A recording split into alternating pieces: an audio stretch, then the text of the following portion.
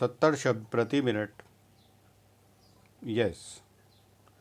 प्रधानमंत्री ने 33 मिनट के राष्ट्र के नाम संबोधन में कल हर 71 सेकंड में एक बार आत्मनिर्भरता शब्द का प्रयोग किया था और बुधवार को केंद्रीय वित्त मंत्री के आर्थिक पैकेज में इस भावना को गति देने का उपक्रम साफ नज़र आया। आत्मनिर्भर भारत अभियान के तहत सूक्ष्म, लघु और मध्यम MSME उद्योगों को बगैर किसी गारंटी के कर्ज की सुविधा ही नहीं दी गई है, बल्कि उनके उत्पाद को खरीदने के लिए नियम भी बदले गए हैं। यह सेक्टर 12 करोड़ रोजगार और औद्योगिक उत्पादन में 1/3 से ज़्यादा योगदान करता है। इस सेक्टर की परिभाषा भी बदली गई है ताकि उद्योग सुविधा हासिल करते हुए विकास करें। आज ही गृह मंत्रालय ने केंद्रीय सशस्त्र पुलिस बलों को कैंटीन में केवल भारतीय उत्पाद रखने का फैसला किया है। साथ ही सरकार की 200 करोड़ रुपए तक की खरीद के लिए वैश्विक टेंडर की शर्त खत्म कर दी है।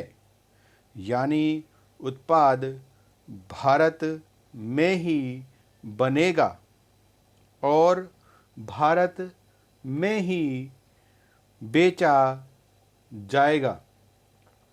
आने वाले दिनों में कुछ अन्य छूट और रोजी से वंचित हुए श्रमिकों को तत्काल राहत और गरीबों के खाते में जीवन की गाड़ी कुछ और खींचने भर की रकम देने की योजना है।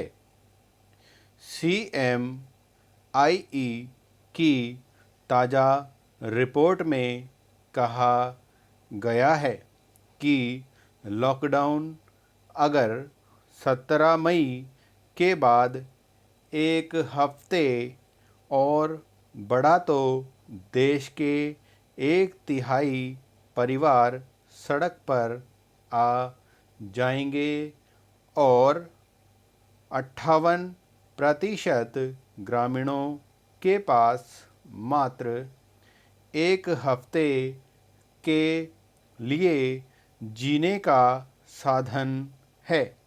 वित्त मंत्री के इस पैकेज में आत्मनिर्भरता का मंत्र उद्योगों, खासकर MSME सेक्टर को खड़ा कर उत्पादन में लगाना माना गया है।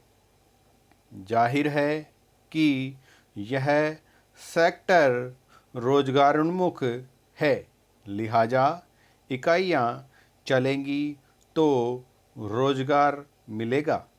प्रधानमंत्री की घोषणा के 3 पहलू हैं।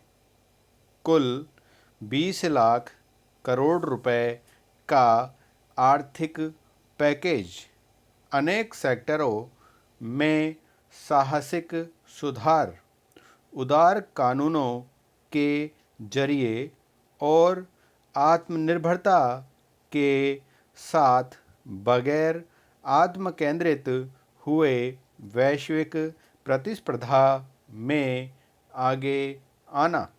आर्थिक पैकेज में रिजर्व बैंक की करीब कुल 8.2 लाख करोड़ की राहत राशि को भी जोड़ना आलोचना का विषय है और यह माना जा रहा है कि सरकार के खजाने से वास्तविक कैश आउटफ्लो मात्र 4.0 लाख करोड़ का ही होगा।